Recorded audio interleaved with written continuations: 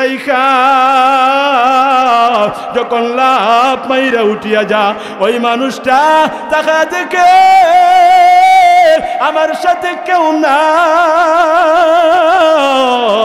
আমার সাথে কেউ নাই, সবাই দিয়ে চলে গেল। তাকা দেখে উপরে বাঁশের ছাউনি দিয়া রাখছে, ডান দিকেও মাটি দিয়া রাখছে, বাম দিকেও মাটি দিয়া রাখছে।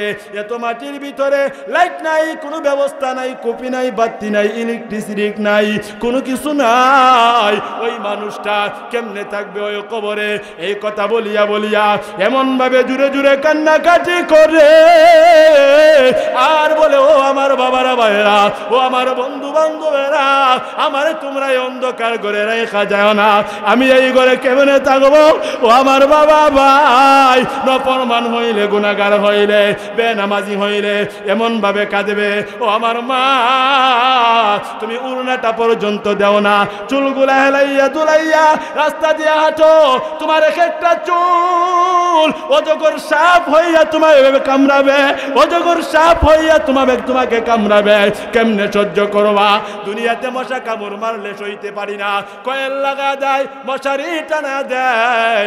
আর যে কবরে আপনারে আমারে নবী বলেন 70 থেকে 99টা সাপ কামড়াবে, আপনার আমার গোশতগুলা কামড়াইয়া কামড়াইয়া খাবে। নফরমানের কবরে রাখলে ফজর নামাজ যারা পড়ে নাই, ওই অজগর সাপ ওই নফরমানের কলিজাটার ভিতরে তার মুখটা হারাইয়া কলিজাটা টান মাইরা বের কয়রা তার পেটের মধ্যে রাইখা কামড়াইয়া কামড়াইয়া খাবে। আর বলবে, তোর এত বড় কলিজারে নফরমান, তুই ফজরে ঘুমায়া থাকস, তুই ফজরে ঘুমায়া রইলি, নামাজ পড়লি না, তোর কলিজা কত বড় আমি দেখতে চাই। আবার জোহর পর্যন্ত কামড়াবে, জোহরের সময় আরেকটা সাপ তোমারে কামড়াবে আসর পর্যন্ত, আবার আসরের সময় আরেকটা কামড়াবে মাগরিব পর্যন্ত, আবার মাগরিবের সময় আরেকটা কামড়াবে এশা পর্যন্ত, আবার এশারের সময় আরেকটা কামড়াবে তোমারে আমারে ফজর পর্যন্ত। ও ভাই, কেমনে সইবা? তুমি আমি এত দুর্বল, তুমি আমি এত দুর্বল, মশার কামড় সইতে পারি না। আর কেমনে সইব ওই সাপের কামড়? সহ্য করার মতো কোনো ব্যবস্থা নাই। আজকে উপস্থিত আমার শ্রদ্ধেভাজন উস্তাদ হযরতুল আল্লাম আল্লামা আলহাজ হযরত মাওলানা মুফতি হাফেজ গিয়াসউদ্দিন সাহেব দামাত বরকাতুহুম, উপস্থিত এলাকার মুরব্বী বাবারা, নওজোয়ান ভাইরা, পর্দার আলের পর্দা নিশি, অত্যন্ত শ্রদ্ধা সম্মানিত মা ও বোনেরা, আল্লাহ তাআলার কাছে লাখো কোটি শুকরিয়া আদায় করি যে মহান মালিক আপনাকে আমাকে দুনিয়ার যাই ঝামেলা থেকে যাচাই বাছাই করে ফিতনা থেকে বাঁচাইয়া দ্বীনি মজলিসে জান্নাতের বাগানে উলামায়ে কেরামের সোহবতে আসার বসার তৌফিক দিয়েছেন। পাশাপাশি দ্বীনি কিছু আলোচনা শোনার মুজাকারা করার তৌফিক যেই আল্লাহ দিয়েছেন, সেই মহান মালিকের দরবারে কলিজা থেকে অন্তর থেকে উচ্চ আওয়াজে সবাই একসাথে মহাব্বতে আমরা পড়ি আলহামদুলিল্লাহ। ভাই, আমি আমার উস্তাদের কাছে দোয়া চাই, আপনাদের কাছেও দোয়া চাই, আল্লাহ যেন কিছু সহিহ কথা আমার জবান থেকে বাহির করে দেন। সবাই বলেন আমিন। আলোচনা শুরু করার আগে আপনাদেরকে 2টা আমল করতে হবে, করতে পারবেন তো ইনশাআল্লাহ? 2টা আমলকে কইতাম নি, আপনারা অনুমতি নিয়ে কথা বলা লাগবে। 2টা আমল হইল, আপনার আমার গ্রামের টিউবওয়েল আছে না, টিউবওয়েলের মধ্যে সাপ দিলে টিউবওয়েলের মুখ দিয়ে ফানি ফরে, ঠিক না? টিউবওয়েলের ডান্ডের দিরা সাপ দিলে টিউবওয়েলের মুখ দিয়া ফানি ফরে। আমরা এই ফানিগুলা কলসি অথবা জগ দিয়া আমরা আনি, ঠিক কি ঠিক না? এখন কথার কথা বুঝাইতে যে আপনাদেরকে বলতে হয়, এটা হইল টিউবওয়েলের ডান্ডিটা, এটা হইল টিউবওয়েলের মুখটা, এটা ধরেন একটা গ্লাস, এটা কি তা যারা ঘুমাই গেছেন গা আওয়াজ দিয়ে হইন, এটা হইল গ্লাসটা। ডান্ডির দুইটা সাপ দিলে টিউবওয়েলের মুখ দিয়া ফানি পড়ে, ঠিক না? বুঝা কথা কই ভাই। এখন আমি এই গ্লাসটা নিয়ে গেছি ফানি আনতাম, এখন আমার গ্লাসটা যদি এই টিউবওয়েলের মুখটার বরাবর না থাকে ওইখানে থাকে, আমি যদি ডান্ডির দুইটা সাপ দেয় আর ফানি যদি এই দিক দিয়ে পড়ে, আপনারা কনছেন ফানি কি আমার গ্লাসের ভিতরে না বাইরে? বুঝছেন নি কথা? কন ডান্ডির দুইটা সাপ দেওয়া হইল ঠিক, টিউবওয়েলের মুখ দিয়া ফানি বাইরে হয়েছে ঠিক, কিন্তু ফানি ভিতরে যায় নাই কেন? আমার গ্লাসটা বরাবর না, ঠিক কি ঠিক না? বুঝছেন তো কথাটা? এখন আর যদি বরাবর থাকে, বরাবর থাকলে যাইব, পড়তো না? এখন অনেক মানুষ আছে এলাকা ঘুমাইয়া ঘুমাইয়া ওয়াজ শুনে, রাস্তার দাঁড়াইয়া ওয়াজ শুনে, ঠিক না? দোকানে বৈশা বৈশা ওয়াজ শুনে, মনে মনে চিন্তা, মনের ভিতরে ধারণা এখানে বৈশাই শোনা যায়। আপনারা কোন তো ওয়াজ চলবে, নসিহত চলবে, কিন্তু তার ভিতরে যাইবনি কেন যাইতো না? বরাবর নাই। এটা হয়েছে চিনা বসিনা একটা জায়গা। এই সামিয়ানার ভিতরে যেই মানুষগুলা বসবে তাদের ভিতরে এই ওয়াজ, এই নসিহত কাজে আসবে, তাদের ভিতরে আসর করবে। যারা বাহিরে থাকবে তাদের ভিতরে আসর করবে না। এই জন্যে যারা বাহিরে আছেন তাদের ভিতরে আসার দরকার আছে কিনা নেই? আরো জোরে বলেন আছে কিনা নাই? আছে। এই হইল 1 নম্বর আমল। কোন নম্বর আমল? আমলটা কি করব? যারা বাহিরে আছেন তারা ভিতরে চলে আসেন। যারা বাহিরে আছেন তারা ভিতরে চলে আসতে হবে, আর না হয়তো এই ওয়াজ আপনি শুনতে পারবেন কিন্তু কোনো কাজে আসবে না। 1 নম্বর আমল। 2 নম্বর আমল হইল, আপনার আমার গ্রামে মুরগি আছে না? মুরগি ডিম পারেনি? কথা কয় না রে, ডিম পারে। মুরগি ডিম পারলে এই ডিম আমাদের এলাকার শিক্ষিত মহিলারা, ভদ্র মহিলারা মুরগির তলে দিয়া বাচ্চা ফোটায়। কি ফোটায়? বাচ্চা। 10টা ডিম দিলে দেখা যায় 8টা ডিম ফুটটা বাচ্চা হইছে আর 2টা ডিম বউল হইছে। 2টা ডিম কি হইছে? বউল হইছে। কারণ কি জানেননি? এই 2টা ডিম মনে করেন মার যে 2টা হাতা, 2টা হাতের ভিতরে থাকছে না, 2টা থাকছে বাইরে। মুরগা দেখবেন হাত দিয়ে আমি তাফায়া ডিমটারে ভিতরে আনতে চায় আর ডিম থাকে বাইরে। কিন্তু কিছুদিন পরে দেখা যায়, সপ্তাহ দিন পার হইলে যখন মুরগারে আলগে দেওয়া হয়, দেখে 8টা ফুটটা বাচ্চা হইছে আর 2টা বোল হইছে। আপনারা কোন তো এই বোল ডিমগুলা আমরা এলাকাতে যখন ছোট ছোট বাচ্চারা ভাঙ্গে, এগুলার মধ্যে মেশকাম্বর গন্ধ করে, ফসা গন্ধ করে। এখন বোঝার বিষয় হইল, যারা দুনিয়াতে আল্লাহর রহমতের সামিয়ানার ভিতরে বসে না, যারা মসজিদে যায় না, যারা কোরআন হাদিসের কথা শুনে না, তারা মানুষ ঠিক, আল্লাহর বান্দা ঠিক, কিন্তু আল্লাহর রহমত তাদের মধ্যে নাই। ওই সমস্ত মানুষ যখন দুনিয়া থেকে বিদায় হয়ে যাবে, আল্লাহ যখন আলগি মারিয়া দুনিয়া থেকে তারে নিয়ে যাবে, ওই মানুষটা বুলডিমের মতন দুর্গন্ধ হইয়া জাহান্নামে যাইতে হবে। কথা কোন ঠিক কি ঠিক না? আর ওরা বলেন ঠিক কি ঠিক না? আল্লাহর বান্দা, আল্লাহ বানাইছে তাকে, কিন্তু সে বুলডিম হইছে। কারণ হইল কোরআনের মাহফিলে বসে নাই, মাদ্রাসায় যায় নাই, মসজিদের সাথে সম্পর্ক রাখে নাই, ওলামায়ে কেরামের সাথে ভালো সম্পর্ক তার হয় নাই, দুনিয়াতে সে আল্লাহর কাজ করে নাই। মানুষ ঠিক, আল্লাহর বান্দাও ঠিক, কিন্তু ভুল হইয়া দুনিয়া থেকে বিদায় হইছে। একমাত্র কারণ হইল দিনের বুঝ সে গ্রহণ করে নাই। কথা কোন ঠিক কিনা? এই জন্যে আমরা যারা এখনও দিনের বুঝ গ্রহণ করি নাই, আমরা ভিতরে আইসা আল্লাহর এই রহমতের সামিয়ানার ভিতরে বসিয়া যাই। আল্লাহ সবাইরে আসার তৌফিক দেন কোন আমিন। যারা আসতে চায় তাদেরকে আমরা বাধা দিব না, বাধা দেওয়ার জায়গা নয়। আর যারা আসছে আমরা কি যাইমগা? যদি বুলডিম কারো হইতে মন চায়, এই রহমতের সামিয়ানা সাইরা বাড়ি যাইতে পারেন, আমাদের কোনো সমস্যা নাই। কথা কোন ঠিক কি ঠিক না? আর ওরা বলেন ঠিক কি ঠিক না? এই জন্যে আল্লাহ তাআলা আমার তালাওয়াতকৃত আয়াতের মধ্যে আল্লাহ 6টা বিষয়ের আলোচনা করেছেন। আর নবীর যে হাদিস পাঠ করেছি, আল্লাহর রসুল 2টা বিষয়ের আলোচনা করেছেন। মোট হইল 8টা। 2-1 মিনিট কইরা 5, 7, 10, 20 মিনিটের ভিতরে আপনাদেরকে বুঝিয়ে দেওয়ার চেষ্টা করব। আল্লাহ তৌফিক দেন, সবাই বলেন আমিন। 1 নম্বর, আল্লাহ বলেন কাইফা তাকফুরুনা বিল্লাহ, তোমরা কেমন ভাবে, তোমরা কিভাবে আমি আল্লাহর সাথে নফরমানি করো, আমি আল্লাহর বুঝে আসে না। এই হইল 1 নাম্বার। 2 নম্বরে আমার আল্লাহ বলেন ওয়া কুনতুম আমওয়াতা, এক সময় তোমরা ছিলা মরা, তোমরা মৃত ছিলা, এই দুনিয়াতে তোমরা ছিলা না। 3 নম্বরে আমার আল্লাহ দুনিয়ার মানুষদেরকে বলেন ফাআহইয়াকুম, আমি আল্লাহ তোমাদেরকে হায়াত দিলাম, তার মানে আমি আল্লাহ তোমাদেরকে জীবন দান করলাম। সুবহানাল্লাহ কোন? আরো জোরে বলেন সুবহানাল্লাহ। আল্লাহ তারপরে 4 নম্বরে কয় সুম্মা ইউমিতুকুম, অতঃপর আমি আল্লাহ তোমাদেরকে আবার মরণ দিয়েছি। আল্লাহ 5 নম্বরে বলেন সুম্মা ইউহয়িকুম, অতঃপর আমি আল্লাহ তোমাদেরকে আবার জীবিত করব। আল্লাহ 6 নম্বরে বলেন সুম্মা ইলাইহি তুরজাউন, অতঃপর আমি আল্লাহ তোমাদেরকে আমি আল্লাহর কাঠ গড়াই দাঁড় করায় দিব। কথা কোন ঠিক কিনা? 6টা। 1 নাম্বার আল্লাহর সাথে কেমনে নাফরমানি করি, আল্লাহ বলেন আমি বুঝি না, আমার বুঝে আসে না।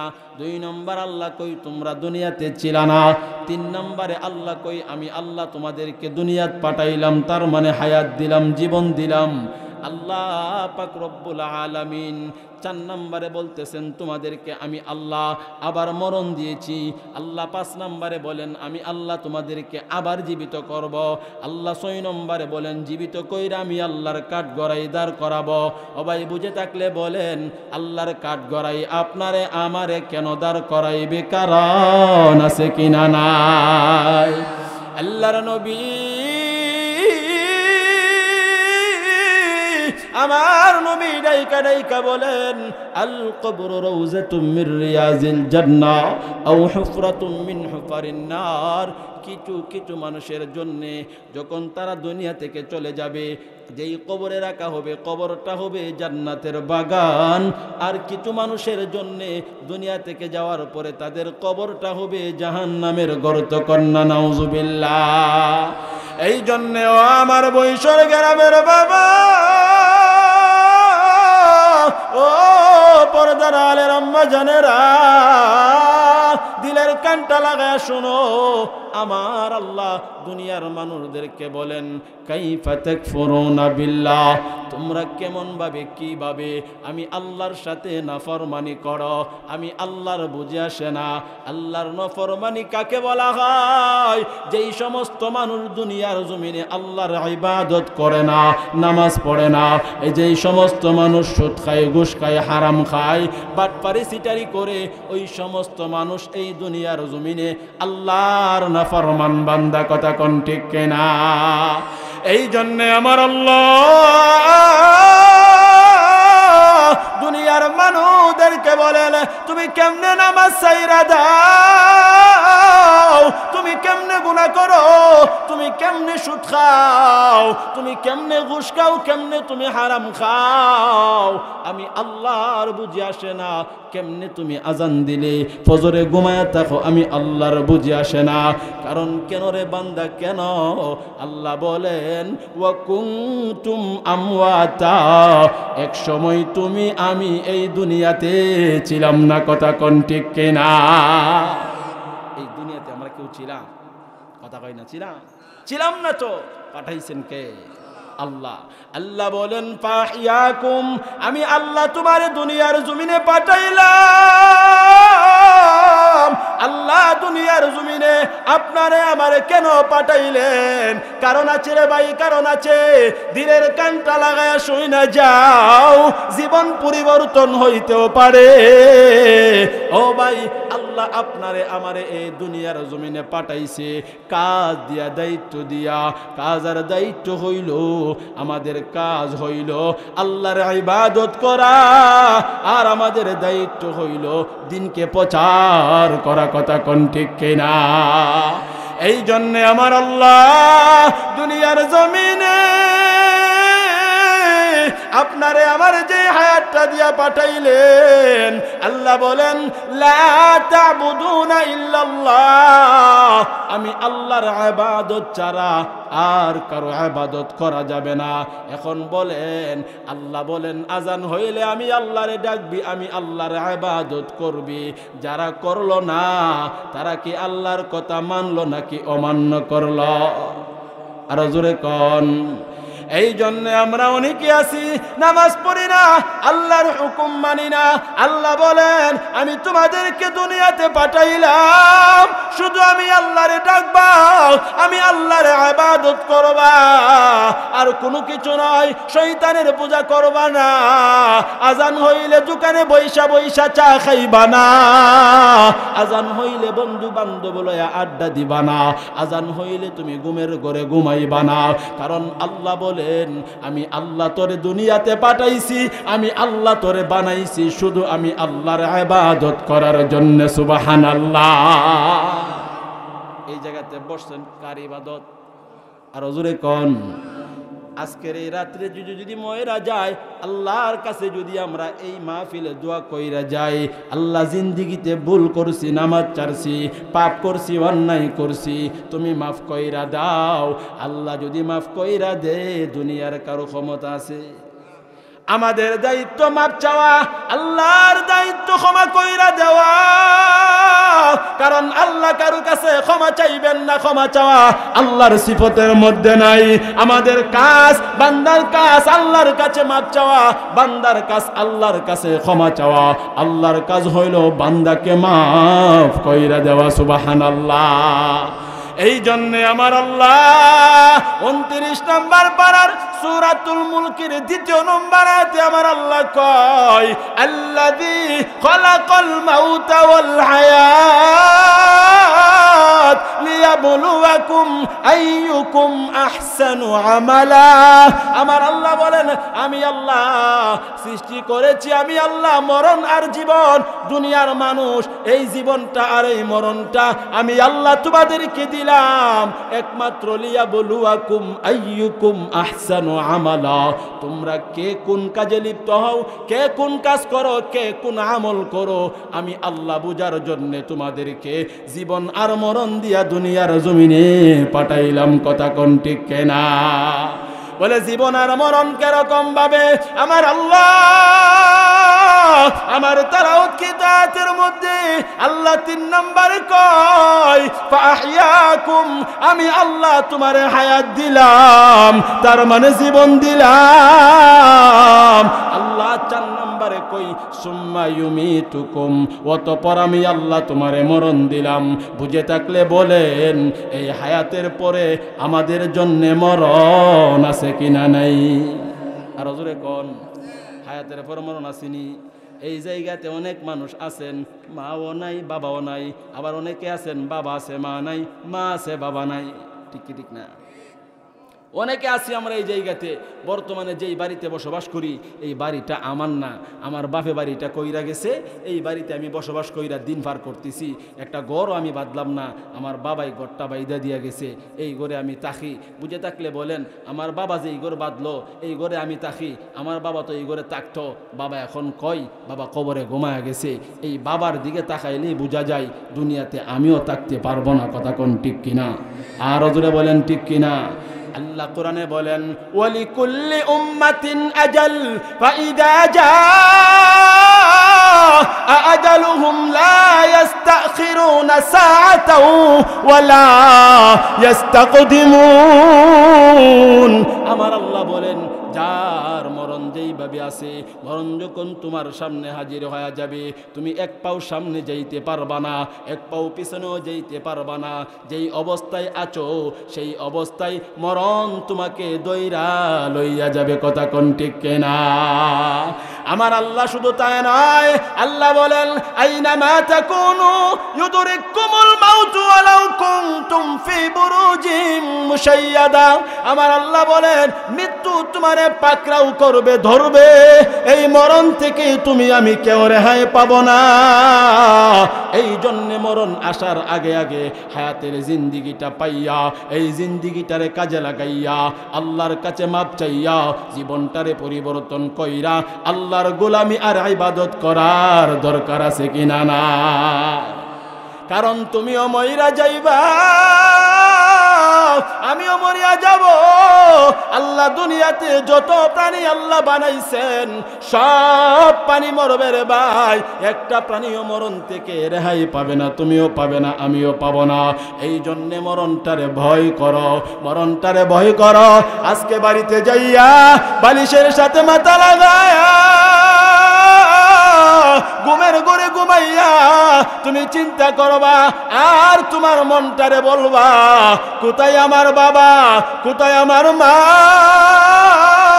কোথায় আমার ভাই, কোথায় আমার বোন, কই আমার আত্মীয় স্বজন, কই বড় বড় বাহাদুর অট্টালিকার মালিক। তারা যদি এত বাহাদুর হইয়া অট্টালিকার মালিক হইয়া কবরে ঘুমাইতে হয়, আমাকেও কবরে ঘুমাইতে হবে। আর ওই কবরে ঘুমানোর আগে নিজেকে সংশোধন করার দরকার আছে কিনা নাই? আর জোরে বলেন।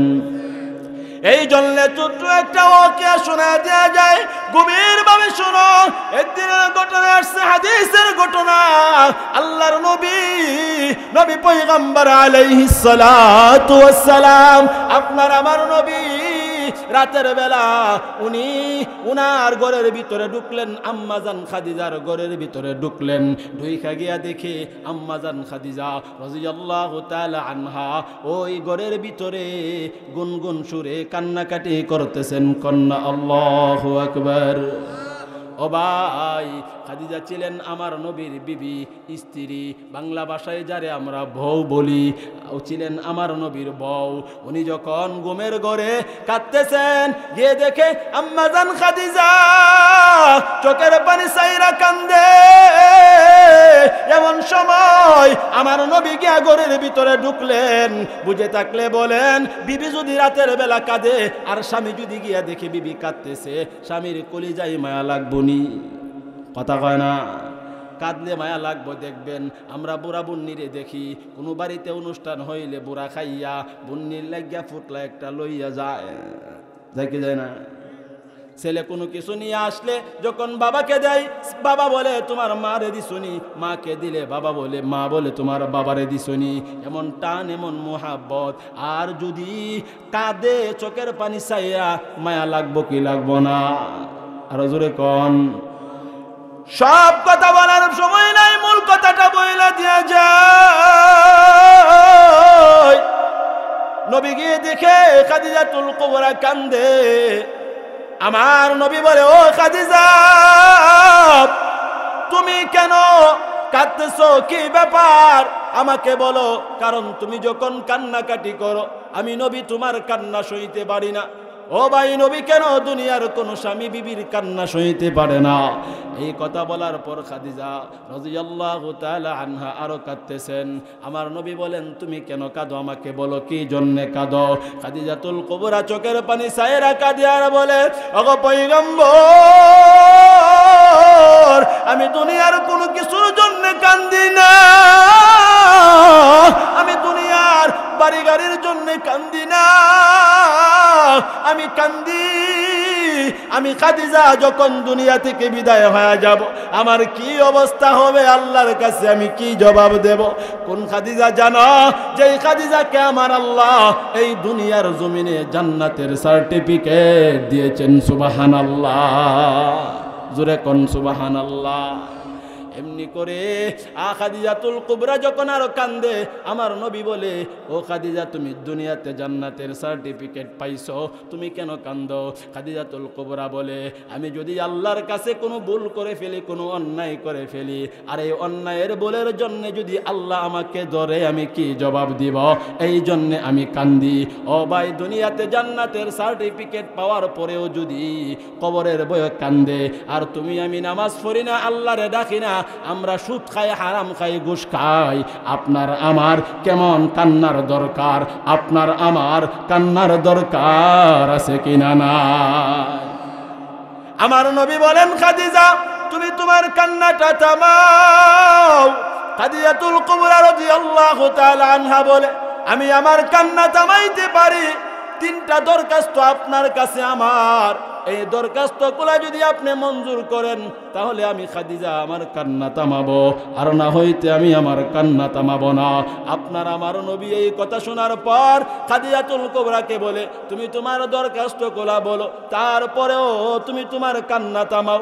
ও বাবা ভাই, এই কথা বলার পর খাদিজাতুল কুবরা বলে, ইয়া রাসূলুল্লাহ, আমার এক নাম্বার দরখাস্ত হইল, আমি খাদিজা যখন দুনিয়া থেকে বিদায় হয়ে যাব, আমাকে যখন কাফন পরানো হবে, আমার কাফনের কাপড়ের সাথে আপনার পুরাতন জুব্বা মুবারকের একটু অংশ দিয়া দিবেন। কন্যা সুবহানাল্লাহ। এই হইল এক নাম্বার। দুই নাম্বার বলেন, ইয়া রাসূলুল্লাহ, আমি খাদিজা যখন দুনিয়া থেকে বিদায় হয়ে যাব, আপনি আমার জানাজার নামাজটুকুন পড়ায়া দিবেন। তিন নাম্বারে বলে, ইয়া রাসূলুল্লাহ, আমি খাদিজা দুনিয়া থেকে বিদায় হয়ে গেলে মুনকার নাকির যখন আমারে কবরে সওয়াল করবে, ওই সওয়ালের জবাবগুলা আপনি নবী আপনার জিম্মাদারিতে দিয়া দিবেন। কন্যা সুবহানাল্লাহ। এই কথা বলার পর খাদিজাতুল কুবরা রাদিয়াল্লাহু তাআলা আনহা যখন এই কথাগুলা বললেন, আমার নবী বললেন, খাদিজা তোমার 3টা দরখাস্ত আমি মঞ্জুর করলাম, কিন্তু এই দরখাস্তগুলা তুমি কি জন্যে করলা, কারণ কি আমি নবী জানতে চাই। ও ভাই, এই 3টা দরখাস্তর ভিতরে 3টা কারণ আছে, কারণগুলা বলে বিদায় নেব। এই পর্যন্ত সবাই বসবেন তো ইনশাআল্লাহ? আরো জোরে কোন বসবেন তো ইনশাআল্লাহ? সবাই জিমাইতেছেন, ঘুমাইতেছেন, মুহাব্বতে 1 মিনিট জিকির করেন আল্লাহ আল্লাহ আল্লাহ আল্লাহ আল্লাহ আল্লাহ আল্লাহ।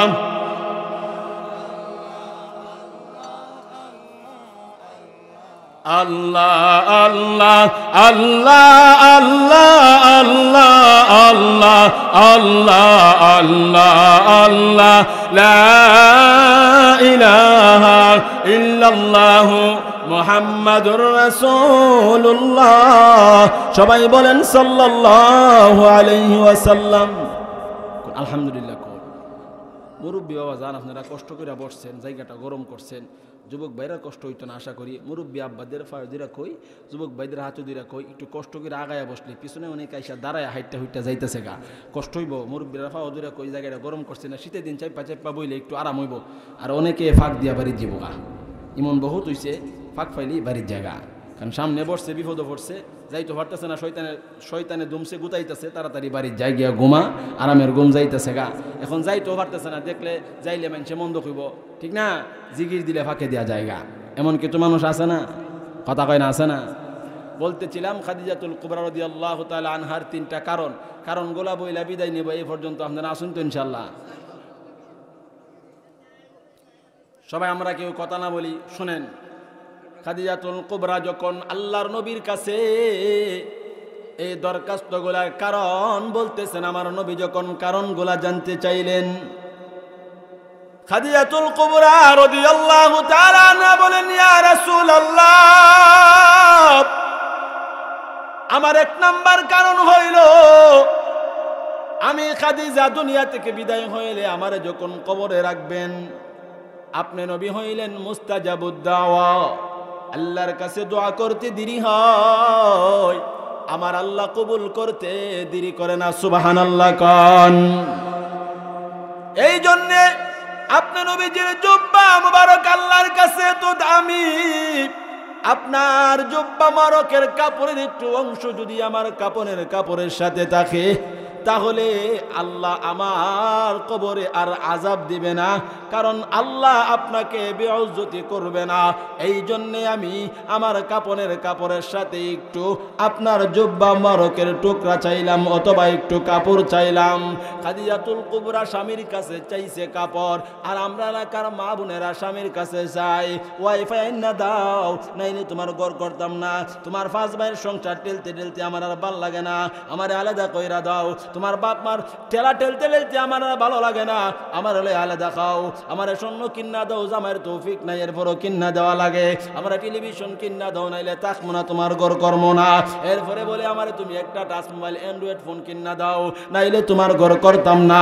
স্বামী রিক্সা চালায়, ভ্যান চালায়, স্বামী অটো চালায়, স্বামী নৌকা চালায়, মাঝির কাজ করে, দিন মজুরের কাজ করে, কিন্তু সংসার টিকাইতে হবে, সুদে টাকাই না, ও ভাই লোন আই না, কিস্তি উড়াইয়া এমন স্বামী আছে বিবির আবদার পূরণ করে। কথা কোন ঠিক কিনা? আর ওরা বলেন ঠিক কিনা? এই জন্য আমাদের মা বোনের কাছে বইলা যায়, স্বামীর কাছে এমন জিনিস চাইবা যেই জিনিসটা তোমার স্বামী খুশি হইয়া তোমাকে দেয়, আর এই খুশিটা স্বামী যদি তোমাকে খুশি হইয়া দেয়, আমার আল্লাহ খুশি হবে, আর স্বামী খুশি হইলে তোমার দুনিয়া তোমার আখিরাত দুটোটাই তুমি খুশি জিন্দেগি আরামে কাটাইতে পারবা। কথা কোন ঠিক কিনা? এখন আসেন 2 নম্বর দরখাস্তর কারণ হইল, আম্মা জান খাদিজাতুল কুবরা বলে, ইয়া রাসূলুল্লাহ, ওগো নবীজি, আমি 2 নাম্বার দরখাস্তটা করেছি, আমি শুনেছি কোন আপনজন যখন কারো জানাজার নামাজ পড়ায়া দেয় আমার আল্লাহ নাকি তাদেরকে মাফ কইরা দেয়, তাদেরকে ক্ষমা কইরা দেয়। এই দুনিয়াতে আমার তো আপন বলতে কেউ নাই, আপনি হইলেন আমার আপন, আর আপনি হইলেন মুস্তাজাবুদ দাওয়া। আপনি নবী আমার জানাজার নামাজ পড়ায়া দিলে আমার আল্লাহ আমাকে মাফ না করে থাকতে পারবেন না। এই জন্য আমি আবদার করলাম আমাকে জানাজার নামাজ আপনি পড়ায়া দিবেন। শুধু তাই নয় রে ভাই, শুধু তাই নয়, কোন সন্তান যদি কারো মা বাবার জানাজার নামাজটুকুন পড়ায়া দে আমার আল্লাহ ওই সন্তান মা বাবার জানাজার নামাজ পড়ায়া দেওয়ার কারণে আমার আল্লাহ ওই মা বাবার জিন্দিগির গুনাহ খাতা মাফ কইরা দেয়। আর জোরে কোন সুবহানাল্লাহ। এই জন্য এই বৈশ্বর ব্রাহ্মণগাঁও পাড়া গ্রামে আমাদের এই বৈশ্বর মাদ্রাসা থেকে হাজারো হাজারো কোরআনে হাফেজ বাহির হইছে আমাদের এই উস্তাদের মাধ্যমে। আমি বাহির হইছি আমার এই উস্তাদের মাধ্যমে। এই জন্য যেই মায়ের সন্তানটা কোরআনের হাফেজ, যেই মায়ের সন্তানটা কোরআনের আলেম, তাদেরকে সেলুট জানা যায়। কোন হাফেজ সন্তান, কোন আলেম সন্তান যদি আপনার আমার জানাজার নামাজ পড়ে দে, ও ভাই আমার আল্লাহ ওই সন্তান জানাজার নামাজ পড়ে দেওয়ার কারণে আমার আল্লাহ আপনারে আমারে মাফ কইরা দিবে, ক্ষমা কইরা দিবে। আর আল্লাহ যদি মাফ কইরা দে দুনিয়াতে টেনশন নাই, আখেরাতেও কোনো টেনশন নাই। কথা কোন ঠিক কিনা? আর জোরে কোন ঠিক কিনা? এই জন্য যাদের সন্তান কোরআনের হাফেজ হইছে আপনাদের কপাল বড় ভালো, আপনার সন্তান কোরআনের হাফেজ। রমজান মাসে হাজার হাজার মুসল্লিরা আপনার সন্তানের পিছনে খতমে তারাবি পড়ে। আর যাদের সন্তান কোরআন হাফেজ হয় নাই, ছোট্ট ছেলে বৈশ্বর মাদ্রাসায় দিবেন, অত্যন্ত হক্কানি কোরআনে হাফেজ হবে। কারণ সন্তানকে তুমি যদি ও ভাই এমবিবিএস ডাক্তার বানাও, আমার ক্ষুদ্র জীবনে বহু মানুষ দেখেছি সন্তানকে উকিল বানাইছে, ব্যারিস্টার বানাইছে। কারণ ইমামতি করি 5-7 বছর হইছে, এমন সন্তান দেখছি মুইটা ফরসাব কইরা পানি লিব কেমনে জানে না। কথা হয় না, জানে না। আর আপনার সন্তান যদি কোরআনের হাফেজ হয়, সকালবেলা ঘুম থেকে ওইটা আপনার কবরের পাশে দাঁড়াইয়া সূরাতুল ফাতিহা একবার পয়রা, ইখলাস 3 বার পয়রা, দরুদ শরীফ পয়রা দোয়া করবে।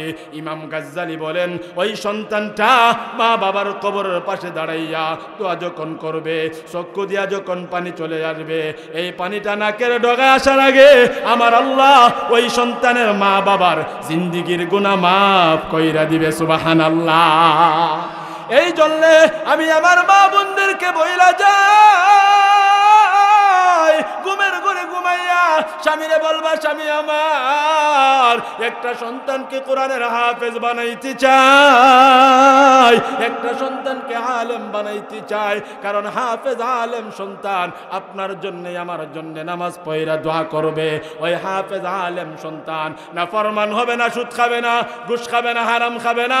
এই জন্য আল্লাহর নবীর কাছে খাদিজাতুল কুবরা বলে আপনি হইলেন আমার আপন, আপনি আমার জানাজার নামাজ পড়ায়া দিলে আমার আল্লাহ আমারে মাফ কইরা দিবে।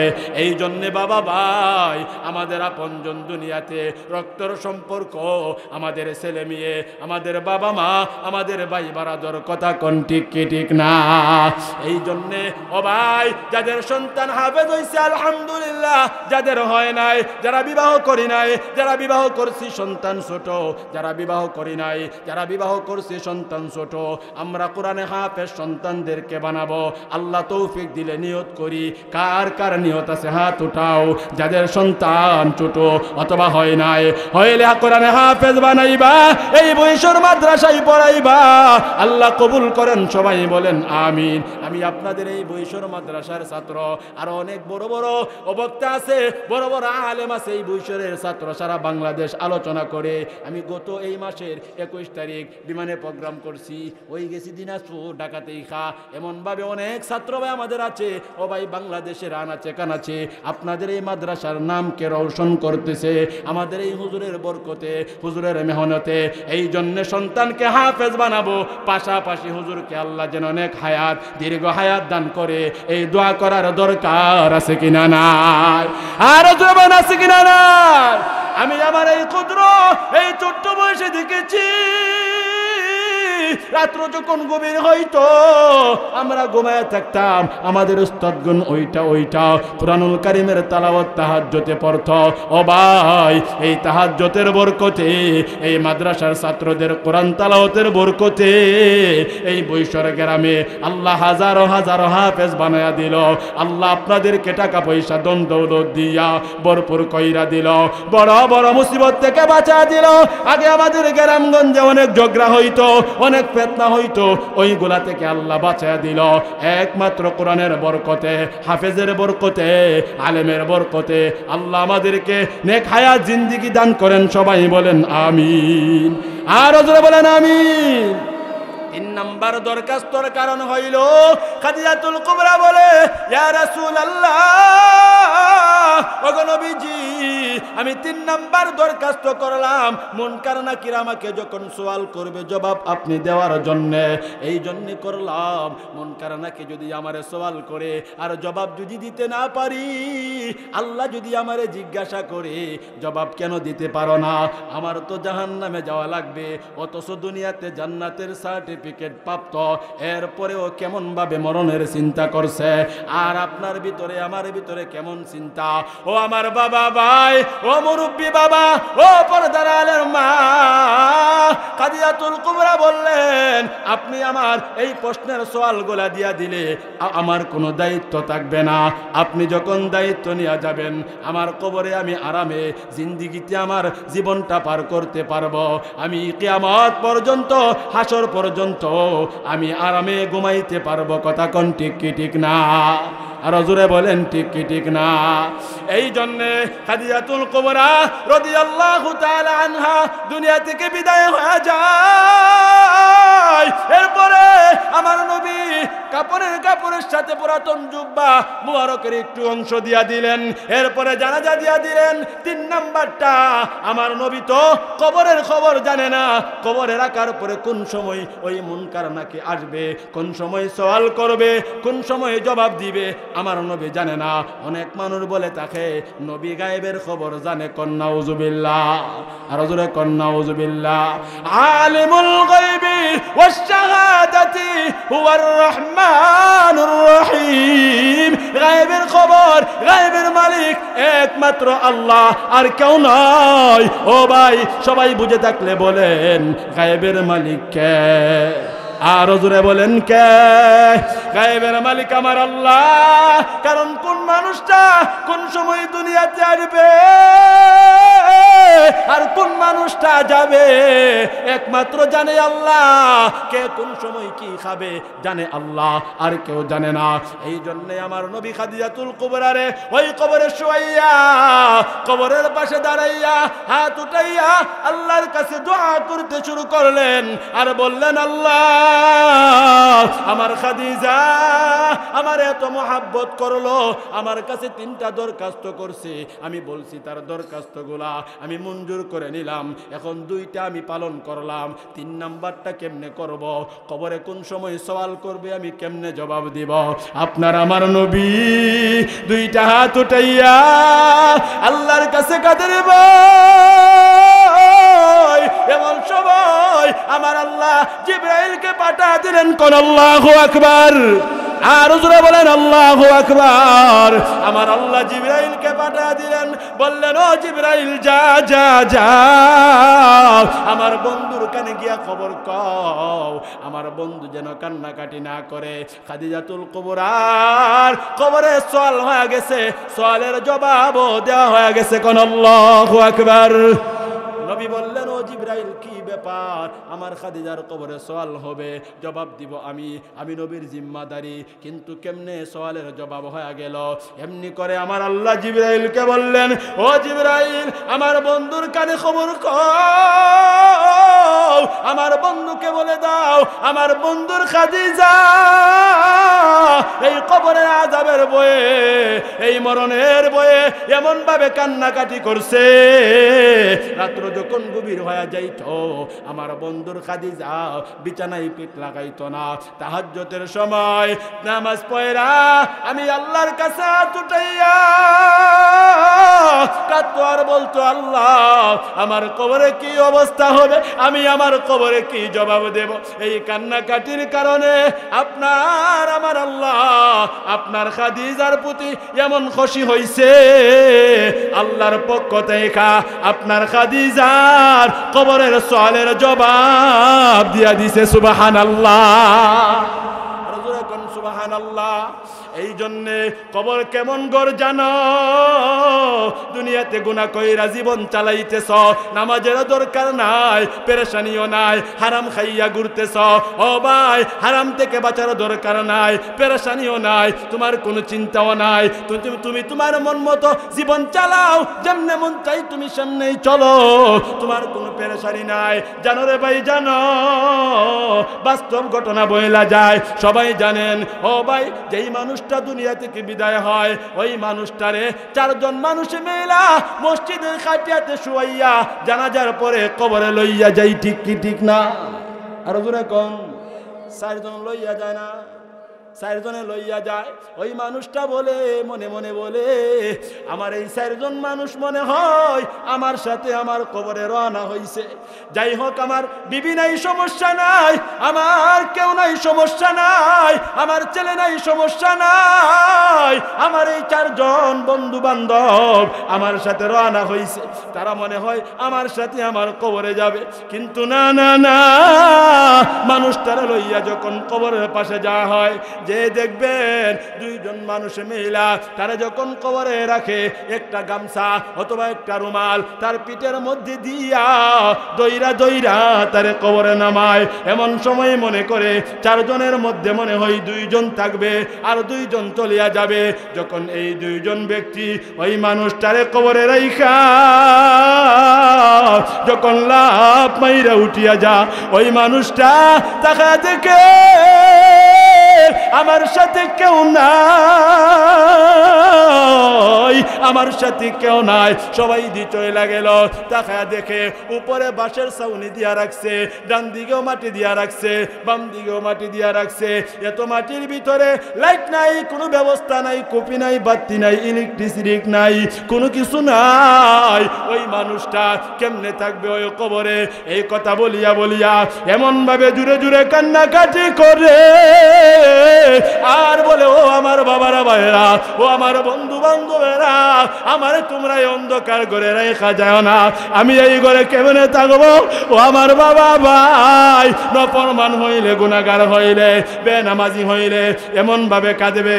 ও আমার মা, তুমি উড়নাটা পর্যন্ত দেও না, চুলগুলা হেলাইয়া দুলাইয়া রাস্তা দিয়ে হাঁটো, তোমার এক একটা চুল অজগর সাপ হইয়া তোমায় এভাবে কামড়াবে, অজগর সাপ হইয়া তোমাকে কামড়াবে।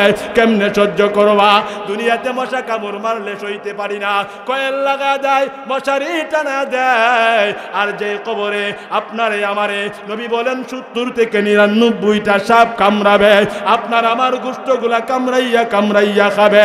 নফরমানে কবরে রাখলে ফজর নামাজ যারা পড়ে নাই, ওই অজগর সাপ ওই নফরমানের কলিজাটার ভিতরে তার মুখটা হারাইয়া কলিজাটা টান মাইরা বের কয়রা তার পেটের মধ্যে রাইখা কামড়াইয়া কামড়াইয়া খাবে। আর বলবে, তোর এত বড় কলিজারে নফরমান, তুই ফজরে ঘুমায়া থাকস, তুই ফজরে ঘুমায়া রইলি, নামাজ পড়লি না, তোর কলিজা কত বড় আমি দেখতে চাই। আবার জোহর পর্যন্ত কামড়াবে, জোহরের সময় আরেকটা সাপ তোমারে কামড়াবে আসর পর্যন্ত, আবার আসরের সময় আরেকটা কামড়াবে মাগরিব পর্যন্ত, আবার মাগরিবের সময় আরেকটা কামড়াবে এশা পর্যন্ত, আবার এশারের সময় আরেকটা কামড়াবে, তোমারে আমারে ফজর পর্যন্ত। ও ভাই কেমনে সইবা? তুমি আমি এত দুর্বল, তুমি আমি এত দুর্বল, মশার কামড় সইতে পারি না। আর কেমনে সইব? ওই সাপের কামড় সহ্য করার মতো কোনো ব্যবস্থা নাই। এই জন্য এখনো সময় আছে, মরার আগে আল্লাহ যে হায়াতটা দিছে, হায়াতটা পাইয়া আল্লাহর কাছে মাপ চাওয়ার, ক্ষমা চাওয়ার দরকার আছে কিনা না? আর জোরে কোন। ও ভাই, দুনিয়াতে কোনো মানুষের সাথে অন্যায় করলে, খারাপ আচরণ করলে সাথে সাথে শাস্তি দেয়। আমার আল্লাহর সাথে আমরা নফরমানি করি, আমরা যখন সুদ ঘুষ খাই, আমরা যখন জিনা করি, আল্লাহর সাথে সাথে ধরে না, আল্লাহর সাথে সাথে ধরে না। আল্লাহ বলে আমি তাকায়া থাকি,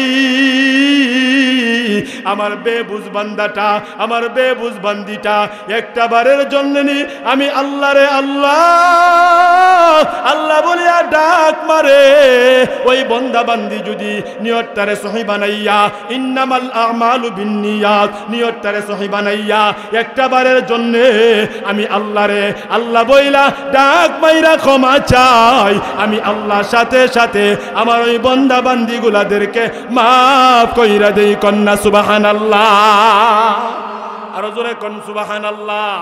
এই জন্য তুমিও গুনাহগার, আমিও গুনাহগার, কম বেশি আমরা গুনাহ করে ফেলেছি। এই গুনার জন্য আজকে আমরা হুজুরের সাথে আল্লাহর কাছে তওবা কইরা মাফ চাইবো। এই জন্য মাফ চাইবো, আল্লাহর কাছে হিসাব দেওয়া লাগবে। কোন হিসাব? আল্লাহ পাক রব্বুল আলামিন বলেন সুম্মা ইউমিতুকুম, আমি আল্লাহ অতঃপর তোমারে মরণ দিয়েছি। এরপরে আল্লাহ বলেন সুম্মা ইউহয়িকুম, আমি আল্লাহ অতঃপর আমি আল্লাহ তোমারে আবার জীবিত করব, জীবিত করব। ও ভাই, জীবিত আল্লাহ কেন করবেন? আল্লাহ কই সুম্মা ইলাইহি তুরজাউন, অতঃপর আমি আল্লাহ তোমাদেরকে আমি আল্লাহর কাঠ গড়ায় দাঁড় করায় দেব। কোন দিন জানানি? ওই হাসরের মাঠে আল্লাহ তোমারে আমারে আল্লাহর কাঠ গড়ায় দাঁড় করায় দিবে। হাসরের মাঠ কেমন জানো?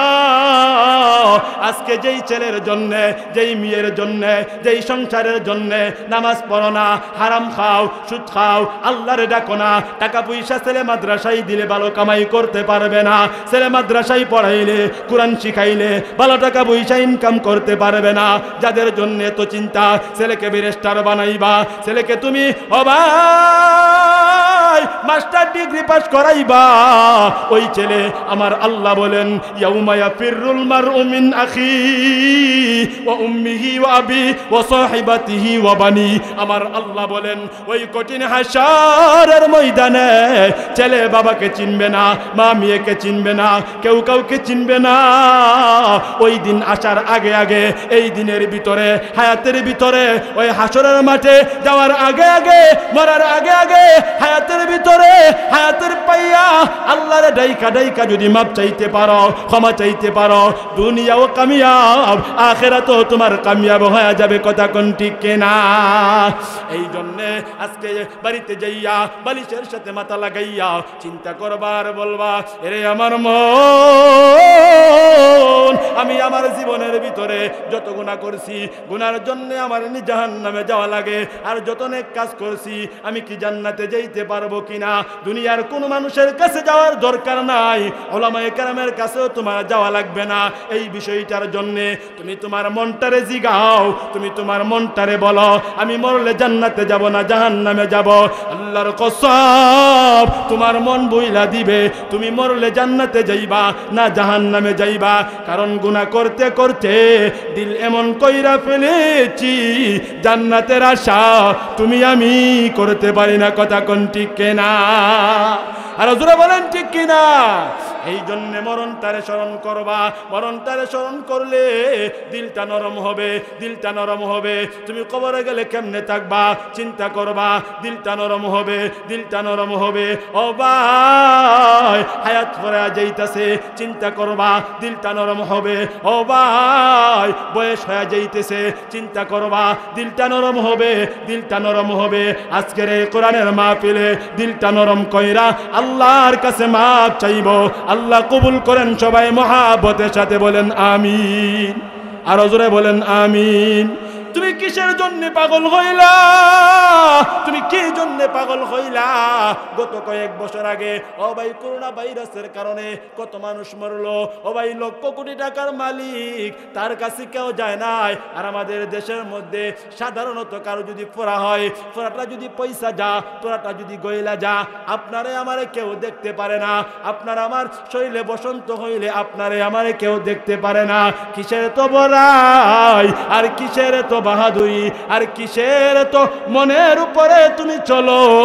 একটু চিন্তা কইরা দেখো, সামান্য তুমি আমি অসুস্থ হইলে তোমার আমার আর শক্তি থাকে না, মুখের মধ্যে রুচি থাকে না, খাইতেও পারি না। আর যেই দিন অসুস্থ হব না, একেবারে মইরা যাব, আর কোনো উপায় তোমার আমার থাকবে না। কথা কোন ঠিক কিনা? আর জোরে কন্যা ঠিক কিনা? আকাশেরই চন্দ্র শোনো যা, আল্লাহ ঘুরে বারে বার। আকাশেরই চন্দ্র শোনো যা, আল্লাহ ঘুরে বারে বার। আমরার মা বাজে চলে গেল, ফিরে আসবে না আর। আমরার মা বাজে চলে গেল, ফিরে আসবে না আর। কথা কোন ঠিক কিনা? আজরাইল পাচনে খারা, বাইরে লুকায়া। আজরাইল পাচনে খারা, বাইরে লুকায়া। কবে জানি নেই গো কারে দরিয়া, কবে জানি নেই গো কারে দরিয়া। কত যত্নের পাখি তুমি, কাজল বরণ টিয়া। সময় হলে যাইবা চলে, এই দুনিয়ার সব তোয়া। সময় হলে যাইবা চলে, এই দুনিয়ার সব তোয়া। হেলাই হেলাই কাটাইলাম বাইরে ববের জিন্দগি। হেলাই হেলাই কাটাইলাম বাইরে ববের জিন্দগি। জানিয়া বুঝিয়া গো আল্লাহ না করিলাম বন্ধেগি। কথা কোন ঠিক কিনা? আরো জোরে বলেন না ঠিক কিনা? ভাই দুইটা চক্ষু বন্ধ করো, ও ভাই দুইটা চক্ষু বন্ধ কইরা দেখো। তোমার ডান দিকে কাউরে দেখা যায় না, তোমার বাম দিকে কাউরে দেখা যায় না, সামনে পিছনে কাউরে দেখা যায় না। ও ভাই দুনিয়াতে ইচ্ছা করলে চোখটা মেলা, আবার সবাইরে দেখতে পাই।